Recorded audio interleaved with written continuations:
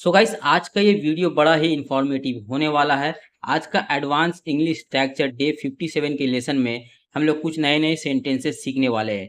यहाँ पे कुछ नए नए सेंटेंस आपको मैं दिखाने वाला हूँ। उस सेंटेंस को कैसे इंग्लिश में ट्रांसलेट करना है वो इस वीडियो में आपको बताऊंगा, और कौन सा स्ट्रक्चर यूज़ करना है। ये जो सेंटेंस मैं बनाना सिखाऊंगा, इसका सेंटेंस का स्ट्रक्चर क्या होगा वो भी इस वीडियो में आपको बताऊंगा। ठीक है, तो वीडियो को आपको कंप्लीट वॉच करना है, जरा भी स्किप नहीं करना है। ठीक है गाइस, तो चलिए सबसे पहले जान लेते हैं सेंटेंसेस क्या क्या है। तुम्हारा कोई भरोसा नहीं। तुम्हारा कोई भरोसा नहीं। हम लोग ऐसे लाइफ में कभी ना कभी बोलते हैं गाइस, जैसे कि किसी को हम लोग कुछ बोल रहे हैं तो उसके ऊपर अगर भरोसा नहीं कर पा रहे, तो हम लोग उसे बोल रहे हैं कि तुम्हें मैं कोई काम नहीं सौंप सकता क्योंकि तुम्हारा कोई भरोसा नहीं। तुम कुछ काम नहीं करोगे, तुम ऐन मौका में मुझे धोखा दे दोगे, इसलिए तुम्हारा कोई भरोसा नहीं। या फिर हम लोग ऐसे बोलते हैं, अनिल का कोई भरोसा नहीं। अनिल का कोई भरोसा नहीं। मतलब यहाँ पे किसी के बारे में डिस्कस हो रहा है कि अनिल को ये काम सौंपने से ठीक रहेगा, लेकिन तो अगला कोई बोल रहा है कि नहीं, अनिल का कोई भरोसा नहीं, अनिल को ये काम मत सौंपो, अनिल का कोई भरोसा नहीं। तो ऐसे हम लोग कभी ना कभी बोलते हैं, अनिल का कोई भरोसा नहीं। या फिर हम लोग ऐसे बोलते हैं, नौकरी का कोई भरोसा नहीं। मतलब हम लोग ऐसे बोल रहे हैं जैसे कि तुम उस नौकरी के लिए इतना एटीट्यूड दिखा रहे हो, उस नौकरी के लिए इतना घमंड कर रहे हो, नौकरी का कोई भरोसा नहीं, कब आए कब जाए, नौकरी का कोई भरोसा नहीं। या फिर हम लोग ऐसे बोलते हैं, जिंदगी का कोई भरोसा नहीं। मतलब यार, तुम्हें जिंदगी मिली है तो तुम हंस के जियो, अच्छे अच्छे काम करो, लोगों से अच्छा व्यवहार करो, जिंदगी का कोई भरोसा नहीं कब चला जाए। तो ऐसे सेंटेंसेस हम लोग लाइफ में कभी ना कभी बोलते हैं गाइस। तो आज इस वीडियो में यही सारे सेंटेंस को हम लोग इंग्लिश में ट्रांसलेट करना सीखने वाले हैं एक एडवांस स्ट्रक्चर की मदद से।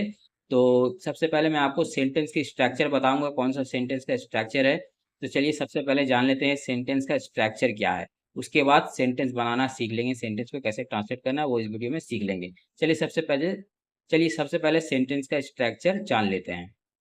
तो देखिए गाइस, यहाँ पे स्ट्रक्चर मैंने लिख रखा है, आपको मैं दिखा देता हूँ। देखिए सबसे पहले सब्जेक्ट का यूज करना है, उसके बाद इज एम आर, मतलब सब्जेक्ट के अकॉर्डिंग इज एम आर का यूज होगा। ठीक है, और इज एम आर कहाँ पे यूज करना है ये मैंने कई वीडियो में आपको बताया है, तो मुझे नहीं लगता कि इसके लिए मुझे अलग से आपको बताने पड़ेगा। ठीक है, सबसे पहले सब्जेक्ट होगा, उसके बाद इज एम आर यूज होगा सब्जेक्ट के अनुसार। उसके बाद नॉट रिलायबल, उसके बाद नॉट रिलायबल। रिलायबल मतलब भरोसेमंद, रिलायबल मतलब भरोसेमंद। ठीक है, तो आई थिंक आपको स्ट्रक्चर समझ में आ गया होगा, सेंटेंस का स्ट्रक्चर कैसा है। Subject is am are use होगा सब्जेक्ट के अकॉर्डिंग, उसके बाद नॉट रिलायबल। ठीक है, चलिए अब यहाँ से सेंटेंस बनाना सीखते हैं ये स्ट्रक्चर की मदद से। ठीक है, तो हमारा पहला सेंटेंस है, तुम्हारा कोई भरोसा नहीं। तुम्हारा कोई भरोसा नहीं। गाइज इसे इंग्लिश में बनाने के लिए आपको स्ट्रक्चर यूज करना है, जो स्ट्रक्चर मैंने अभी बताया है सेंटेंस के स्ट्रक्चर। तो सबसे पहले देखिए, तुम्हारा का इंग्लिश होगा यू। उसके बाद कोई भरोसा नहीं, मैंने क्या बताया है, रिलायबल यूज करना है। तो कैसे यूज करना है देखिए, you are not reliable, you are not reliable, तुम्हारा कोई भरोसा नहीं, you are not reliable. Okay guys, आपको समझ में आ रहा है कैसे सेंटेंस बना है। चलिए नेक्स्ट एग्जाम्पल देखिए, इसे और अच्छे से समझते हैं। अनिल का कोई भरोसा नहीं। अनिल का कोई भरोसा नहीं। देखिए यहाँ पे नेम यूज किया गया अनिल।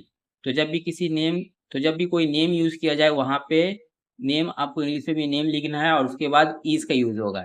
एक नेम रहा तो यूज होगा, एक से ज्यादा नेम रहा तो आर का यूज होगा। ठीक है, तो देखिए कैसे बनता है sentence. Anil is not reliable, Anil is not reliable. देखिए यहाँ पे अनिल का यूज हुआ है, उसके बाद इज का यूज किया गया है, और नॉट रिलायबल का यूज किया गया है। रिलायबल के मतलब क्या मैंने आपको बताया है, भरोसेमंद। ठीक है, अनिल का कोई भरोसा नहीं, अनिल इज नॉट रिलायबल। चलिए नेक्स्ट एग्जाम्पल देखते हैं। नौकरी का कोई भरोसा नहीं। नौकरी का कोई भरोसा नहीं। तो चलिए इसे इंग्लिश में बोलते हैं, नौकरी का इंग्लिश क्या है, जॉब। तो देखिए, job is not reliable, job is not reliable, job के बाद इज का यूज हुआ है, जॉब इज नॉट रिलायबल, नौकरी का कोई भरोसा नहीं। चलिए नेक्स्ट एग्जाम्पल देखते हैं। जिंदगी का कोई भरोसा नहीं, जिंदगी का कोई भरोसा नहीं। अब यहाँ पे देखिए जिंदगी यूज किया है, तो जिंदगी का इंग्लिश क्या है, लाइफ। तो देखिए life is not reliable, life is not reliable. देखिए लाइफ के बाद इज का यूज हुआ है, उसके बाद not reliable, life is not reliable, जिंदगी का कोई भरोसा नहीं, लाइफ इज नॉट रिलायबल। तो गाइज आई थिंक आपको समझ में आ गया होगा जो सेंटेंसेस मैंने यहाँ पे बताए हैं, ये सारे सेंटेंस को कैसे ट्रांसलेट किया जाता है। तो जब भी आपको इस तरह का सेंटेंस बोलना हो तो वहाँ पे आपको सब्जेक्ट, वहाँ पे आपको जो स्ट्रक्चर मैंने बताए हैं वही स्ट्रक्चर का यूज़ करना है और सेंटेंस कुछ इस तरह से बताना है, ठीक है। तो गाइज मिलते हैं किसी और नए से एडवांस स्ट्रक्चर के साथ, तब तक के लिए अलविदा।